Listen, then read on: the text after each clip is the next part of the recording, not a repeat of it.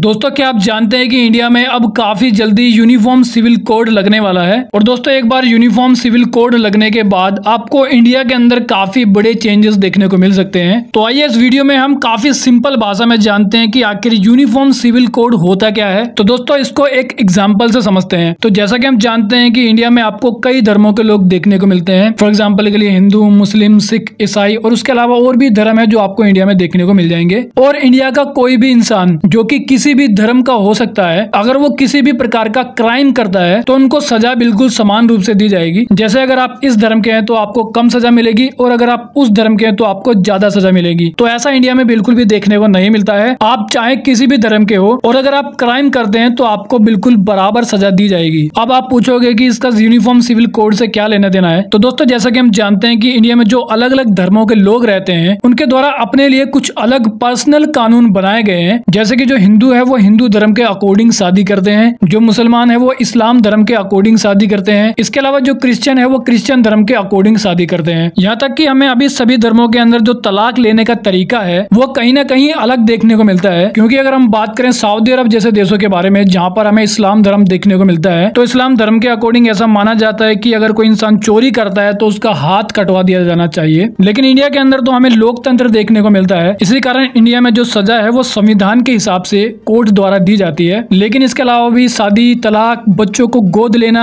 और इसके अलावा और भी हमें कई सारी ऐसी चीजें देखने को मिलती हैं जिनके लिए अलग अलग धर्मों के लोगों ने खुद अपने पर्सनल कानून बनाए हुए हैं। अब जैसे कि ज्यादातर मुस्लिम धर्म में हमें बहुविवाह जैसी प्रथा देखने को मिलती है, यानी कि एक आदमी कई लड़कियों से शादी कर सकता है। और अगर बात करें पुरखों द्वारा मिली संपत्ति के अधिकार के बारे में, हमें ऐसा देखने को मिलता है कि अगर जो बच्चे के फादर हैं उनकी किसी दुर्घटना में मृत्यु हो जाती है तो जो प्रॉपर्टी है उस पर बच्चों का अधिकार नहीं होता है बल्कि बच्चों के दादा का अधिकार हो जाता है। तो अगर बात करें यूनिफॉर्म सिविल कोड के बारे में, तो मैं आपको बता दूं कि यूनिफॉर्म सिविल कोड के लागू होने के बाद शादी, तलाक, बच्चे को गोद लेना या फिर जो पुरखों की संपत्ति होती है उनके लिए अब एक बराबर कानून बना दिया जाएगा। यानी कि कुल मिलाकर मैं आपको बता दूं जो अलग अलग धर्मों ने अपने पर्सनल कानून बना के रखे हुए हैं, यूनिफॉर्म सिविल कोड आने के बाद उन सभी धर्मों के लिए अब एक कानून बना दिया जाएगा जो कि सभी धर्मों के लिए बराबर होगा। तो दोस्तों अब अगर बात करें कि इस यूनिफॉर्म सिविल कोड को कब लागू किया जाएगा, तो दोस्तों ऐसा बताया जा रहा है कि जो करंट गवर्नमेंट है वो यूनिफॉर्म सिविल कोड को काफी जल्दी इंडिया में लागू कर सकती है। क्योंकि रिसेंटली 22वें लोक कमीशन के द्वारा लोगों से ये पूछा गया है कि वो अपनी राय को शेयर करें कि वो यूनिफॉर्म सिविल कोड के बारे में क्या कहना चाहते हैं। यानी गवर्नमेंट लोगों की राय जानने के बाद ही यूनिफॉर्म सिविल कोड को लागू करेगी। तो आई थिंक दोस्तों आप समझ चुके हैं कि यूनिफॉर्म सिविल कोड किसे कहते हैं। तो I hope you like the video. तो फिर मिलेंगे अगली वीडियो में, जब तक के लिए जय हिंद।